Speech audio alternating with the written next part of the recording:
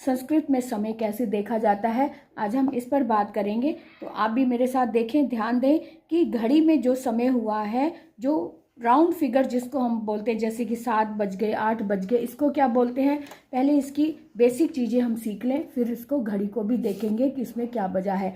इसमें यहाँ दिया हुआ है कि बजे के लिए, यानी पूरा समय बजे के लिए वादनम शब्द आता है, वादनम, है ना। इसको ध्यान दो, बजे के लिए संस्कृत में वादनम शब्द आता है। और आधे अथवा 30 मिनट, आधे अथवा 30 मिनट के लिए हम सार्ध बोलते हैं। सार्ध का मतलब होता है स मैंने सहित और अर्ध मैंने आधा, आधा सहित यानी आधा घंटा सहित। उसको जब 1:30 बज गया या 9:30 बज गए या 10:30 बज गए, तब उसके लिए साढ़े जो शब्द होता है ना, उसके लिए हम सार्ध शब्द का प्रयोग करते हैं संस्कृत में। अब देखो आगे कि अगर 1:15 बज गया या 15 मिनट आगे हो गए, 15 मिनट अधिक हो गया है, तो उसको सवा वाले टाइम को हम सपाद, पाद शब्द का मतलब होता है एक हिस्सा, घड़ी का एक हिस्सा, क्योंकि 4 हिस्से होते हैं और हर एक हिस्सा 15-15 मिनट का होता है ना। अब जैसे ये सर्कल हमने बनाया है ना, इसको हमने 4 भागों, यही घड़ी का बॉल होता है ना, घड़ी को हम ऐसी सर्कल में देखते हैं ना, इसको हमने 4 भागों में डिवाइड कर लिया ऐसे, और इसके हर एक भाग में 15-15 मिनट होते हैं, है ना। ये तो पता है हमें कि 15-15 मिनट का एक पार्ट होता है। तो ये भी 15 मिनट, ये भी 15 मिनट, ये भी 15 मिनट और ये भी 15 मिनट। तो 15, 15, 30, 30 और 15 45, 45 और 15 45 और 15 60। तो 60 मिनट का 1 घंटा होता है। इतनी तो बात समझ है सबको।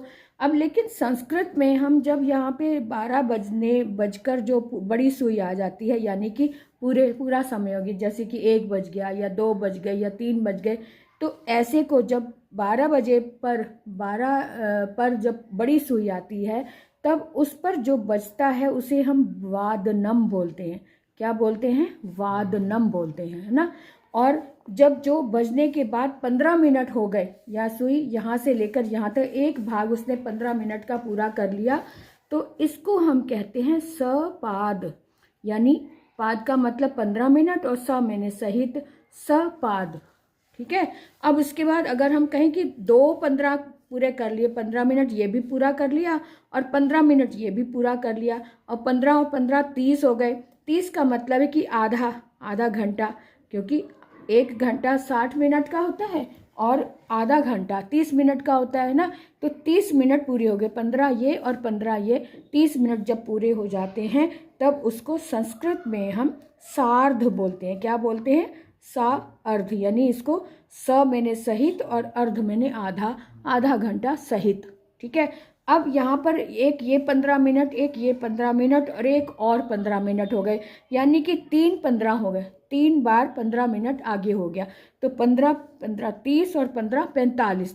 जब यहाँ पर सुई आती है, यानी 9 पर जब आती है, तब हम उसे 45 मिनट बोलते हैं। जैसे 12 बज गए हैं, 12 बजकर यहाँ पर सुई आ गई, तो 12 बजकर 45 मिनट हो गए। अब इसको हम हिंदी में या तो इस तरह से कहेंगे कि 1:15 बज गया, है ना, क्योंकि यहाँ पे 15 मिनट बाकी है 1 बजने में, तो इसको हम 1:15 भी कहते हैं, है ना। या फिर हम संस्कृत में भी 15 मिनट बाकी हैं, तो उसको हम बोलें, क्योंकि 15 मिनट को तो हम पाद बोलते हैं, ये तो पता है। और जब न यानी कम है, ये कम है, तो हम पादो न कहेंगे। अगर हम ये 1:45 हुए हैं, समझो 1:45 अगर हुआ है, तो हम इसे कहेंगे पादो न द्वावादनम, क्योंकि 2 बजने में 15 मिनट बाकी है ना, तो इसलिए हम पादोन लगाकर हम कहेंगे पादोन द्वावादनम। वादनम तो हम बजे को बोलते हैं, और 2 बजने में 15 मिनट बाकी हैं, तो इसलिए पादोन द्वावादनम, इस तरह से देखेंगे। ठीक है। अब हम घड़ी को देखते हैं, प्रैक्टिकली करके देखते हैं कि घड़ियों को हम कैसे देखें, कैसे समझें, उसमें समय हम कैसे समझें। तो यहाँ पर 4 लिखा हुआ है, यानी बड़ी सुई 4 पर है, बड़ी सुई 12 पर है, छोटी सुई 4 पर है, यानी कि 4 बजे हैं। तो इसको हम क्या बोलेंगे? चतुर्वादनम, है ना। 4 पूरा बज गया ना, ये देखो लिखा भी हुआ है चतुर्वादनम, है ना। अब जहाँ जैसे यहाँ पे पूरा 12 बज गए हैं तो द्वादश वादनम, 12 बज गए हैं तो द्वादश वादनम होगा, ठीक है। अब यहाँ पर पहले हम राउंड फिगर वाले नंबर ले लें। अब यहाँ पर ये तो पता चल गया 4 बजे है तो चतुर्वादनम हो गया, 5 बजे तो पंचवादनम हो गया, 9 बजे हैं तो नववादनम हो गया, ठीक है। अब जैसे यहाँ 8 बजे हैं तो अष्टवादनम हो गया, ठीक है, अष्टवादनम हो गया। जैसे यहाँ 9 बज गए हैं तो नववादनम, 8 बज गए तो अष्टवादनम, यहाँ 7 बज गए हैं तो सप्तवादनम, ठीक है ना।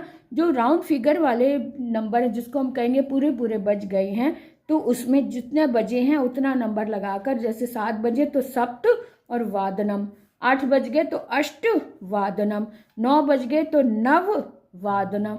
इस तरह से ये क्लियर हो गई ना बात।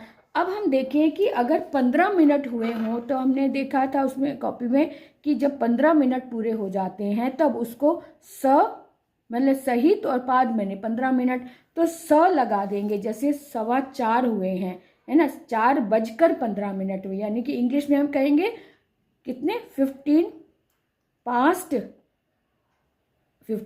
कहेंगे, या फिर क्वार्टर पास्ट 4 कहते हैं इंग्लिश में। क्वार्टर का मतलब एक हिस्सा, 15 मिनट का एक हिस्सा, तो क्वार्टर पास्ट 4 कहेंगे इसको। और संस्कृत में हम लगाकर, का मतलब होता है सहित और पाद का मतलब 15 मिनट, तो सपाद चतुर्वादनम। क्या लिखेंगे? सपाद चतुर्वादनम। इसको लिखते रहो साथ साथ, अपने हाथ से जब आप लिखोगे ना तब अच्छे से याद रहेगा। अब यहाँ पे एक तो 4:15 हो गया, तो इसको हम कहेंगे सपाद चतुर्वादनम, है ना। और हम देखें, अगर हम यहाँ पे कहें कि 5:15 हो गए, अगर ये सुई यहाँ पर आ जाए तो हम यहाँ पर इस समय तो यहाँ पे पंचवादनम हुआ है, लेकिन अगर ये सुई चलकर यहाँ आ जाएगी तो हम इसे कहेंगे सपाद पंचवादनम, है ना। पंचवादनम तो है ही, लेकिन अगर 15 मिनट और आ जाएगी तो पंचवादनम से पहले हम सपाद और लिख देंगे, इस तरह से सपाद पंचवादनम। अब यहाँ पर जैसे ये 5 है, पादोन पंचवादनम, हाँ, तो ये 4:45 यानी कि 5 बजने में 15 मिनट बाकी है, यहाँ 15 मिनट बाकी है, 15 मिनट और हो जाएंगे तो ये पूरे 5 बज जाएंगे, है ना। तो यानी कि ये इसको हम इस तरह से भी कह सकते हैं 4:45, है ना।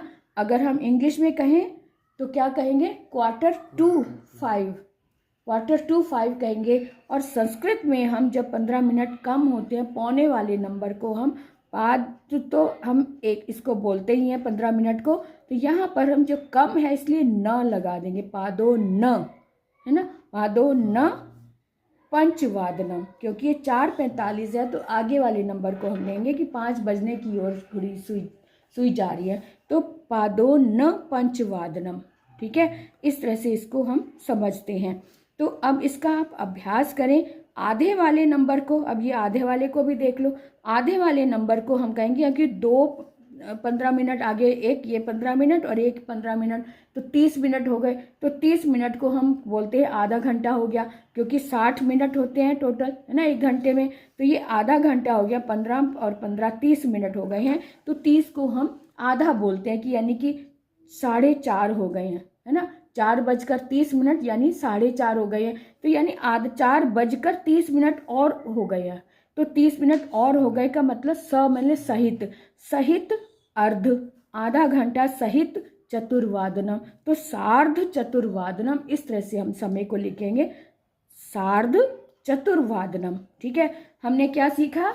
जो पूरा समय हुआ उसको तो हम वादनम चतुर्वादनम, 4:15 हुए हैं तो सपाद चतुर्वादनम, 15 मिनट और सपाद, और पौना हुआ है तो पादो न पंचवादनम, है ना। और अगर आधा घंटा और हो गया तो सार्ध चतुर्वादनम।